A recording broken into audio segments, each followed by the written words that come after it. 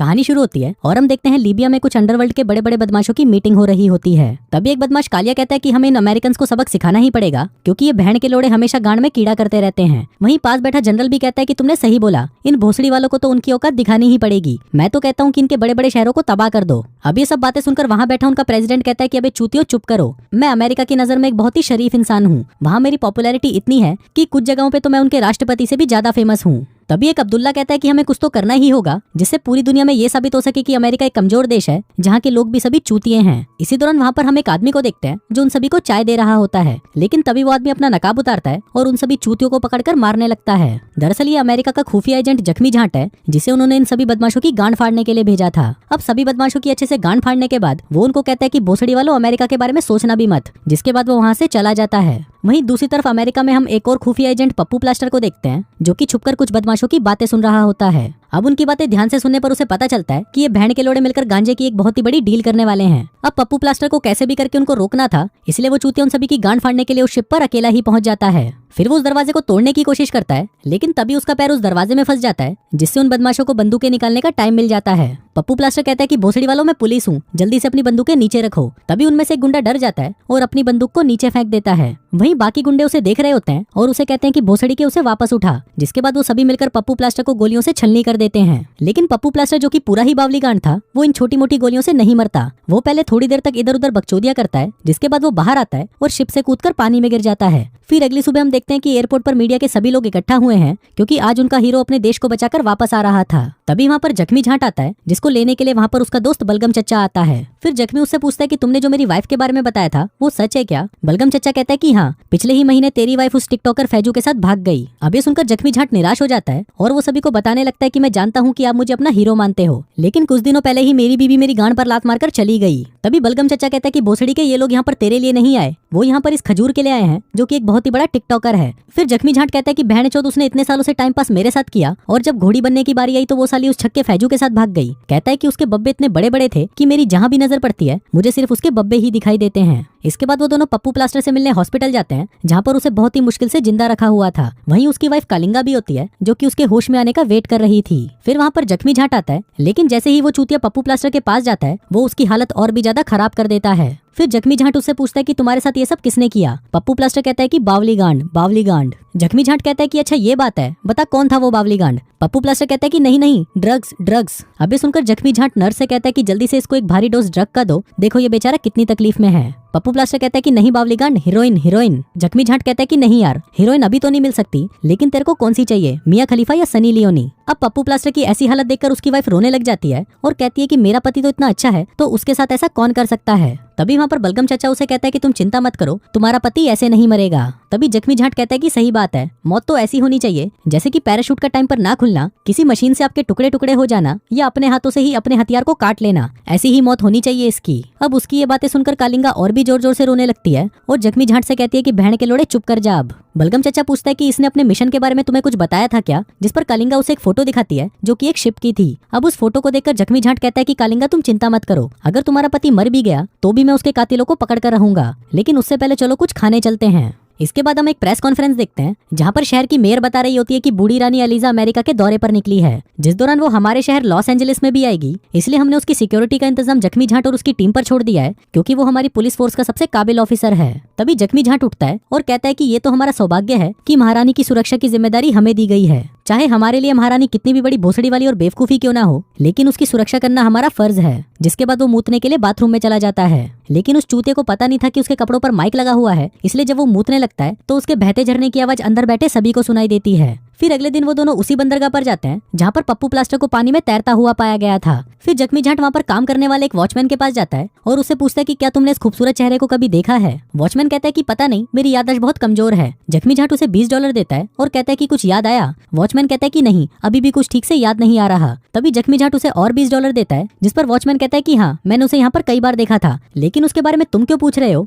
जख्मी झांट कहता है कि मुझे पता नहीं, मुझे याद नहीं आ रहा। फिर वो वॉचमैन उसे $40 देता है, जिसको लेकर जख्मी झांट कहता है कि वो एक पुलिस वाला था। वॉचमैन कहता है कि नहीं रे चूतिए, वो पुलिस वाला नहीं था, बल्कि वो तो जग्गू झोपड़ी के पास काम करता था। अभी सुनकर जख्मी झांट के दिमाग का भोसड़ा हो जाता है और वो उसे कहता है कि ठीक है, मैं जग्गू झोपड़ी के पास जाकर उससे ही पूछ लेता हूँ। इसके बाद जख्मी झांट जग्गू झोपड़ी के घर पर जाता है, जो कि एक बहुत ही बड़ा बिजनेसमैन और पॉलिटिशियन था। अब उसका आलीशान घर देखकर जख्मी झांट कहता है कि भोसड़ी के इसको बनाने के लिए तूने कितने लोगों का खून चूसा होगा। जग्गू झोपड़ी कहता है कि बहन के लोड़े, यहाँ पर रखी एक एक चीज तेरी औकात से बहुत दूर है, यहाँ तक कि ये मछलियाँ भी मैंने इन्हें जापान से मंगवाया है और ये लाखों डॉलर्स की है। फिर वो उसे एक पेन दिखाता है और कहता है कि ये एक खास समुराई पेन है जो कि वाटरप्रूफ है और अनब्रेकेबल है, और तुम इसकी कीमत तो सोचना भी मत, नहीं तो तुम्हारी गांड फटकर हाथ में आ जाएगी। अब जख्मी झांट उस पेन के साथ बकचोदी करने लगता है, जिस दौरान वो पेन उछलकर उसके फिश टैंक में गिर जाता है। फिर जख्मी झांट चुपके से उस पेन को वहाँ से निकालने लगता है। तभी जग्गू झोपड़ी उससे पूछता है कि तुम यहाँ पर करने के आए हो। जख्मी झांट कहता है कि हमारा एक ऑफिसर पप्पू प्लास्टर आपके यहाँ पर काम करता था, जिस पर कल रात को एक जानलेवा हमला हुआ। जग्गू झोपड़ी कहता है कि मुझे ये सुनकर बहुत दुख हुआ, लेकिन मुझे इन सब के बारे में कुछ नहीं पता।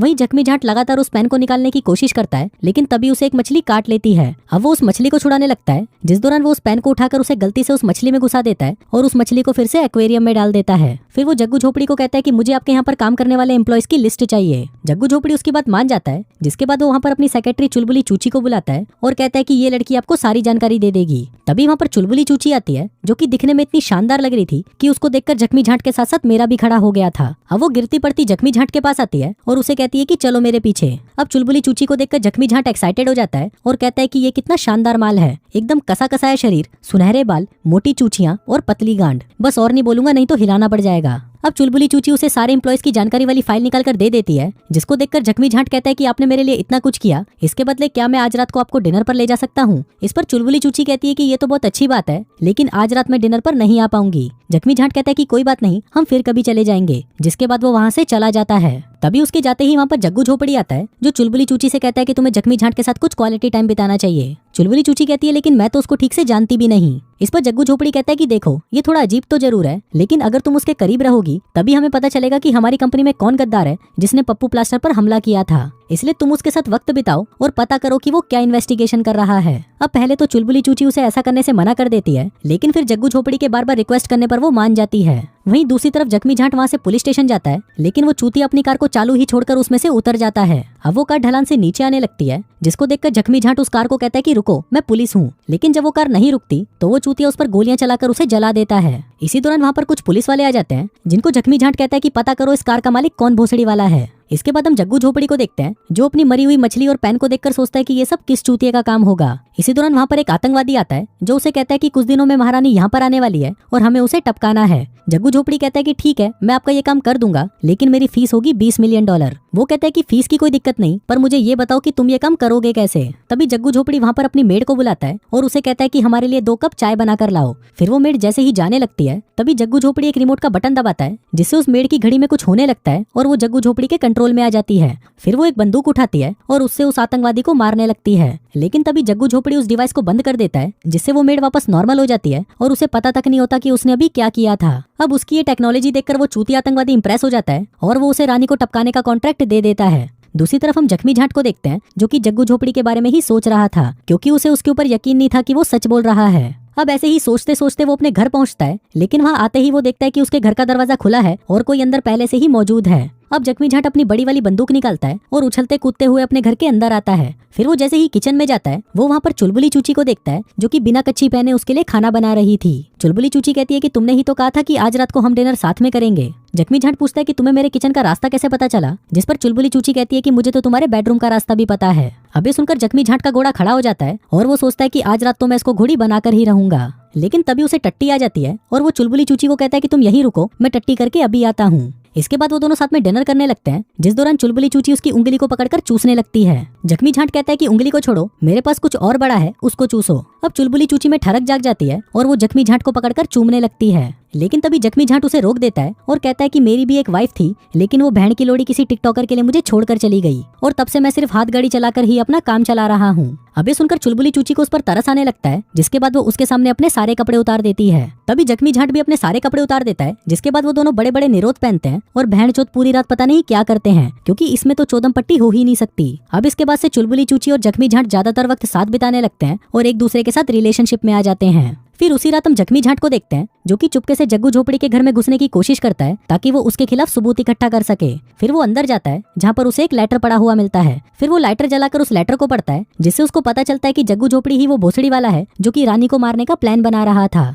अब ये लेटर उसके लिए एक बहुत ही बड़ा सबूत था, लेकिन वो चूतिया गलती से उस लेटर को ही जला डालता है। फिर वो उसे बुझाने की कोशिश करता है, लेकिन उसकी इस बकचोदी की वजह से उस घर का सारा सामान उथल पुथल हो जाता है और पूरे घर में आग लग जाती है। फिर अगले दिन जब ये बात मेयर को पता चलती है तो वो जख्मी झाट से कहती है कि भोसड़ी के तेरी इन हरकतों को देखते हुए तुझे अब महारानी की सुरक्षा से हटाया जाता है, इसलिए आज रात तू महारानी के आसपास भी मत दिखना। फिर रात को महारानी के स्वागत में एक पार्टी रखी जाती है जहाँ पर जख्मी झाट भी मुंह उठाकर पहुंच जाता है। तभी उसका दोस्त बलगम चचा पूछता है कि तुम यहाँ पर क्या कर रहे हो, जिस पर जख्मी झाट कहता है कि मुझे खबर मिली है कि यहाँ पर कोई महारानी पर अटैक करने वाला है, इसलिए हमें यहाँ पर एक एक आदमी की तलाशी लेनी होगी। फिर वो एक चूतिया को पकड़कर उसे चेक करने लगता है, लेकिन जख्मी झाट जो कि एक नंबर का बावली गांड था वो बलगम चचा के जेब से सामान निकालकर उसे ही दिखा देता है और कहता है कि देखो ये भोसड़ी वाला अपने साथ क्या क्या लेकर आया है। फिर वो उसकी जेब में से उसकी वाइफ की फोटो निकालता है और बलगम चचा को कहता है कि देखो इसका अफेयर तो आपकी वाइफ के साथ भी है। अब ये देखकर बलगम चचा गुस्सा हो जाता है और वो उस चूतिया को एक घुसंड पिलाता है। फिर पार्टी के अंदर आकर वो चुलबुली चूची को देखता है जो कि जग्गू झोपड़ी के साथ दारू पी रही थी। अब उन दोनों को साथ में देखकर जख्मी झाट को गुस्सा आ जाता है और वो उसे कहता है कि बहनचोद तू भी मेरी वाइफ की तरह ही निकली ना, साला मैंने जिससे भी प्यार किया उन सभी ने मुझे धोखा ही दिया। चुलबुली चूची कहती है कि तुम क्या बोल रहे हो, मुझे कुछ समझ नहीं आ रहा। जख्मी झाट कहता है कि भोसड़ी वाली तुझे कुछ समझने की जरूरत भी नहीं है, बस अब मेरे पास वापस मत आना।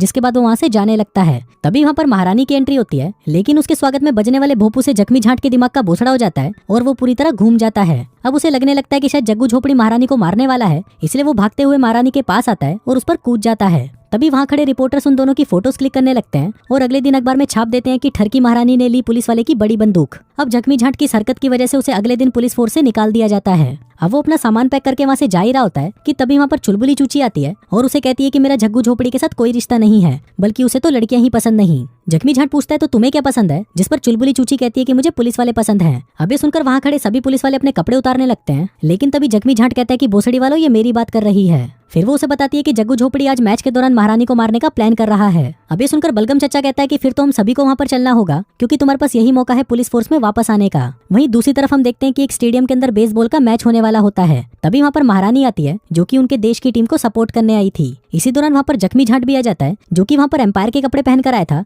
ताकि कोई भी उसे पहचान ना सके। फिर मैच शुरू होता है, लेकिन तभी हम देखते हैं कि मैच के सारे खिलाड़ी विमल खाने के काफी शौकीन थे, इसलिए वो विमल खाकर जगह जगह पर थूकने लगते हैं। इसके बाद मैच फिर से शुरू होता है। अब बॉलमैन बॉल फेंकता है, लेकिन बैट्समैन उसे हिट नहीं कर पाता। अब वो सभी एम्पायर के फैसले का वेट कर रहे होते हैं, लेकिन जख्मी झाट को बेसबॉल के बारे में घंटा ही नहीं पता था, इसलिए वो उन्हें आउट कर देता है। जिसके बाद उस गेम की जितनी भी पारी खेली जाती है उन सभी में जख्मी झाट दूसरे टीम के प्लेयर्स को आउट कर देता है। अब ये देखकर दूसरी टीम के दिमाग का भोसड़ा हो जाता है और वो सभी आपस में लड़ने लग जाते हैं। इसी दौरान जग्गू झोपड़ी मौका देखकर अपने डिवाइस को एक्टिवेट कर देता है और हम उन्हीं में से एक प्लेयर को देखते हैं जो कि वहाँ पर छुपी हुई एक बंदूक निकालता है और महारानी को मारने के लिए आगे बढ़ने लगता है। अब ये सब चुलबुली चूची भी देख लेती है और चिल्लाकर जख्मी झाट को बता देती है कि ये चूतिया महारानी को मारने जा रहा है। अब सभी प्लेयर्स एक दूसरे को पीटने लग जाते हैं, जिनमें से निकलता हुआ वो प्लेयर महारानी के पास जाता है और उसे मारने लगता है। लेकिन तभी वहाँ पर जख्मी झाट पहुंच जाता है और वो उसके ऊपर एक मोटी लड़की को गिराकर महारानी को बचा लेता है। अब ये देखकर सभी लोग उसकी बहादुरी के लिए उसको अप्रिशिएट करने लगते हैं। लेकिन तभी वहाँ पर हम जग्गू झोपड़ी को देखते हैं जो कि चुलबुली चूची को मारने के लिए उसे पकड़कर ऊपर ले जाता है।